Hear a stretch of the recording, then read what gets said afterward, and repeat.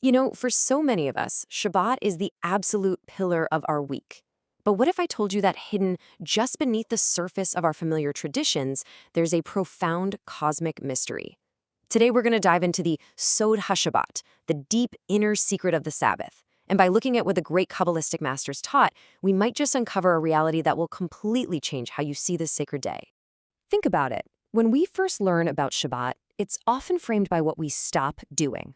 We don't work, we don't drive, we don't write. This idea of shavita, of ceasing from labor, is of course essential, but it's really just the starting point, the entryway into something much, much deeper. Because underneath that stopping, that's where the real secret lies, the sod. The Kabbalists teach that Shabbat isn't really about what we stop doing. It's about what is just starting to happen. It's about a cosmic event of incredible beauty, of incredible significance that's unfolding. Okay, so what is this huge cosmic event? Well, the mystics, especially the incredible 16th century Kabbalist Meir ibn Gabbai, they reimagined the entire structure of Shabbat. For them, Friday night isn't just the beginning of a day off. No, it's the beginning of a sacred cosmic wedding. So at the very heart of this mystical drama are two divine aspects, two of the Sephirot. On one side, you have what's called the masculine principle, Tiferet. This represents the holy king, divine harmony, and beauty. And on the other side, you have the feminine principle, the Shekhinah, who is also known as the Sabbath bride, and is connected to the Sephirah of Malchut, or kingship. She is the divine presence as it's manifest right here in our world. And this concept of the Shekhinah is absolutely central to everything. She isn't some abstract, far-off idea. No, she is the immanent, indwelling divine presence that is with us, the one who goes into exile with the Jewish people. And the mystics have his beautiful image of her as a bride, waiting all week long to finally be reunited with her beloved king. So Shabbat becomes that secret appointment. It's the one time in the week that's set aside in creation for these two to come together.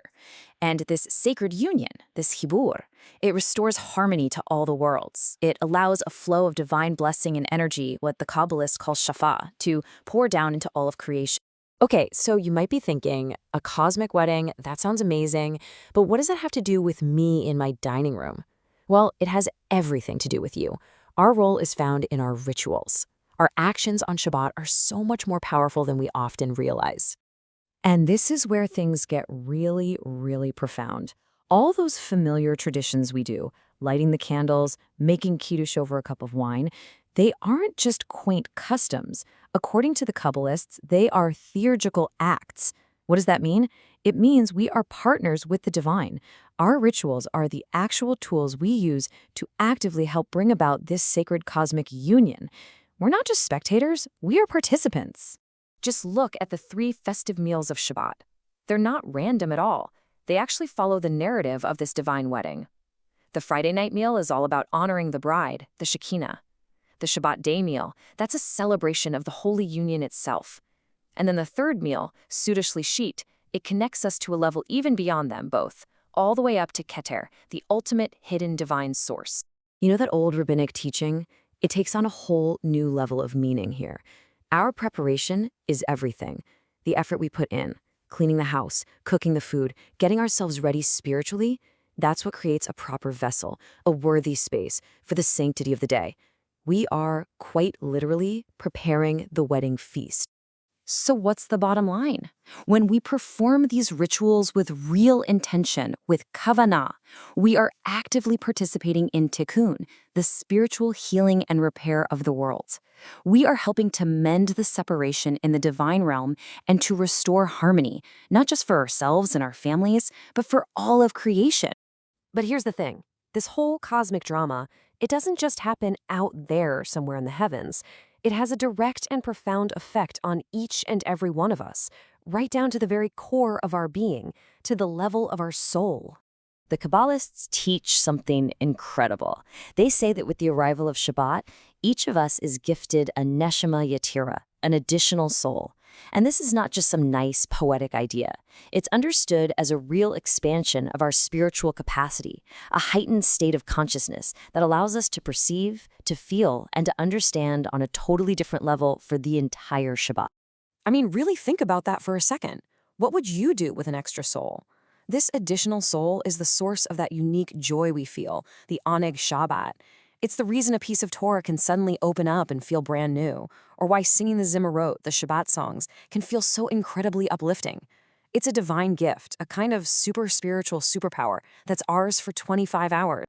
And this profound personal transformation we experience, it connects directly to a much larger vision of what Shabbat's ultimate purpose is in the grand scheme of creation. You've probably heard the saying that Shabbat is a taste of the Olam Haba, a little glimpse of the world to come. Well, this is what it's all about. That feeling of completeness, of peace, of joyful union that we can actually touch on Shabbat. It's a weekly rehearsal for the Messianic age, a time when that state of perfect harmony will be the permanent reality for everyone and everything. So you see, it completely flips the script. Shabbat is transformed. It's no longer a day defined by a long list of restrictions, by what we can't do. It becomes a day of cosmic restoration, of divine union, a day defined by what we and the entire cosmos can become. And so, with all this in mind, the question really comes back to us, to you and me. Knowing now that Shabbat is a cosmic wedding, that our table is the banquet table, and that we are not merely guests but active participants in this great mystery, how might that change your experience as you prepare to welcome the Sabbath bride into your home this week?